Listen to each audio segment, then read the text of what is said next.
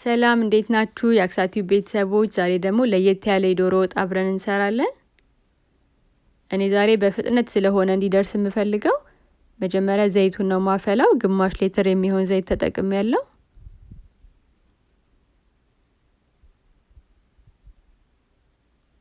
ዘይቱ በደንብ ሲፈላ 2 ኪሎ የሚሆን ሽንኩርት በእጅ የተከተፈ መሆን አለበት ጨምሬ ጠብሰዋለሁ።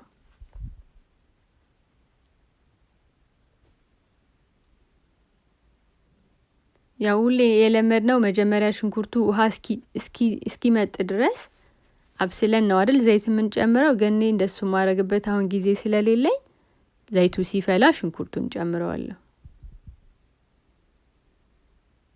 ድስታችንም እንዳይዝ እየቆየን ቼክ ማድረግ አለብን። ከ30 ደቂቃ በኋላ እንደምታዩት ቆንጆ ሆኖ ተጠብሶልኛል። ውሃም አልተፋም።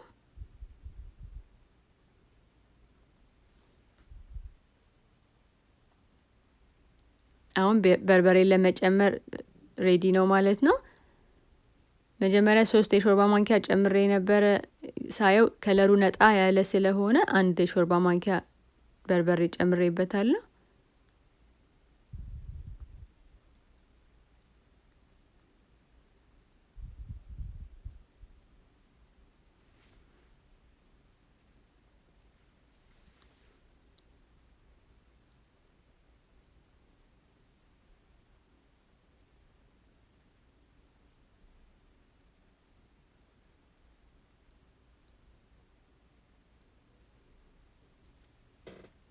ከጎን ደግሞ ዶሮ ያጠብኩ ስለሆነ እንዳይዝብኝ በጣም ትንሽ የውሃ ጠብ አድርጌበታለሁ።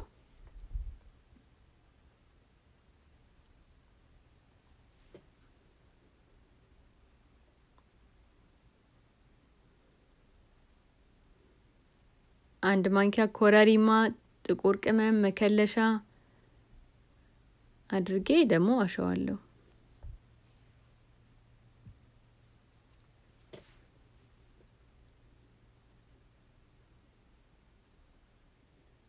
ከጎን ደግሞ ነጭ ሽንኩርት፣ ዝንጅብል፣ ቀይ ሽንኩርት፣ ባሮ ሽንኩርት፣ ቃሪያ፣ ሴልሪ፣ ፐርስሊ አዘጋጅቻለሁኝ የዶሮውን ስጋ ገንፈል ለማደርግበት።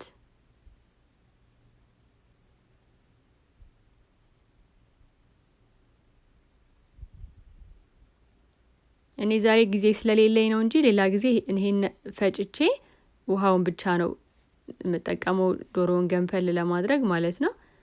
ያው በሀገራችን ላይ ባለው ችግር ምክንያት ደግሞ ሙሉ ዶሮ ማግኘት አልቻልኩም። እግር ብቻ ነው ያገኘሁት።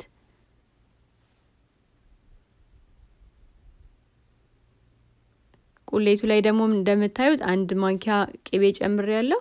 እኔ ባናቱ ብዙ ከመጨመር ይልቅ አንድ ማንኪያ ያደረኩኝ በየመሃሉ ያረኩ ነው ማሻው።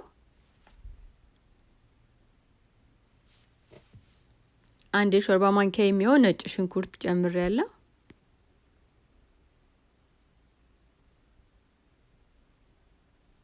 እንደምታዩት ደግሞ የዶሮውም ቁሌት በጣም ትንሽ የሚባል ነው። ያው ቀላል ስለሆነ ባስፈለገ ጊዜ መስራት ስለሚቻል ብዬ ነው አነሳ አድርጌ የሰራሁት።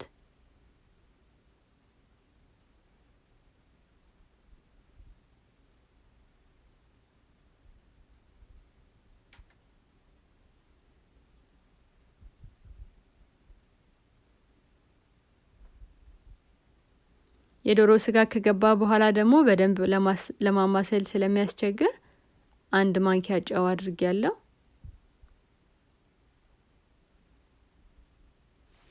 እንደምታዩት የዶሮውን ደግሞ ገንፈል ያደረኩበትን ውሃውን ከላይ አረፋውን ቀስ እያልኩኝ አነሳዋለሁ።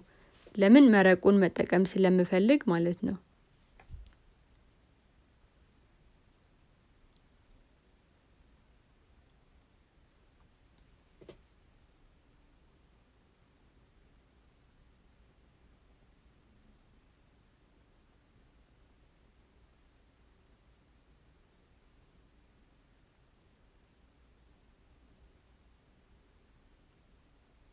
እንደምታዩት መረቁ ቆንጆ ሆኖልኛል።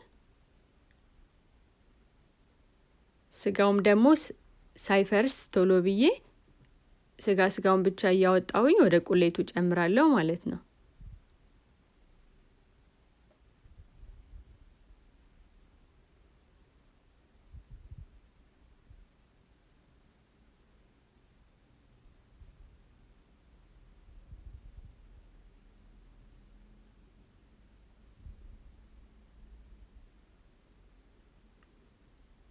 ያው የምጠቀመውም የዶሮውን መረቅ ነው። በደንብ አጥልየዋለሁኝ። በአንድ ጊዜ ከመከለስ ይልቅ ትንሽ ትንሽ እያደረኩኝ ነው ማሻው።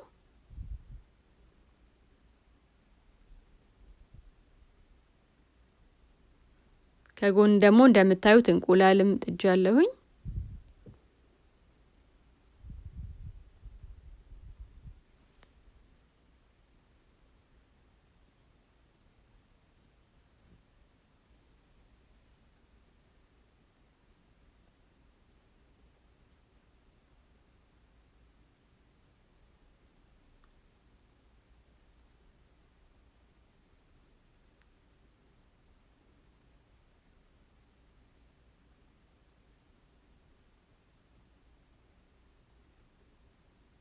የዶሮ መረቅ ደግሞ በጣም ነው ደስ የሚለው ጣዕሙ። ሲተርፈኝ እኔ ሩዝም ቀቅልበታለሁ፣ ለሾርባ እጠቀመዋለሁ። በጣም ልዩ የሆነ ጣዕም ነው ያለው። ክዳናችን ላይ ደግሞ ይሄ የሚሆነውን ውሃ እንፋሎቱን ማለት ነው ወደ ድስታችን እንዳይገባ ብንጠነቀቅ ጥሩ ነው። ያው የወጣም ያበላሻል ይባል የለ። ያው እንቁላሉም ደርሷል። ልጬ ያዘጋጀችዋለሁ። እኔ ወደ ዶሮ እንቁላል አላስገባም። ይሄን እናቴ ናት ያስተማረችኝ። አንዳንድ ሰው እንቁላል የሚወዳለ ማይወዳለ። ስለዚህ ከዶሮ ላይ ከላይ ቅባቱን አነሳና ወደ ሌላ ድስት አድርጌ እንቁላሉን እሱ ውስጥ አድርጌ ነው ማበስለው። አንድ የሾርባ ማንኪያ የሚሆን ደግሞ ቁሌትም እጨምርበታለሁ ጣዕም እንዲኖረው። እንደዚህ አድርጌ ለብቻው አንተከትከዋለሁ ማለት ነው። እና ለብቻው በሳህን እናቀርባለን ማለት ነው። ቅባቱን ደግሞ ስለወሰድነው አንድ ማንኪያ የሚሆን ቅቤ ጨምሬያለሁ። ይኸው ዶሮአችንም ቆንጆ ሆኖ ደርሶልናል። እንቁላሉም በስሏል፣ በደንብ እየበሰለ ነው። በዚህ ፍጥነት እንግዲህ ይሄን የመሰለ ቆንጆ ዶሮ ሰርተናል። ስለተከታተላችሁኝ አመሰግናለሁ። ሰብስክራይብ ያላደረጋችሁ ሰዎች ቤተሰብ እንሁን። በሌላ ቪዲዮ ደግሞ እስከምንገናኝ ድረስ ደህና ሁኑ።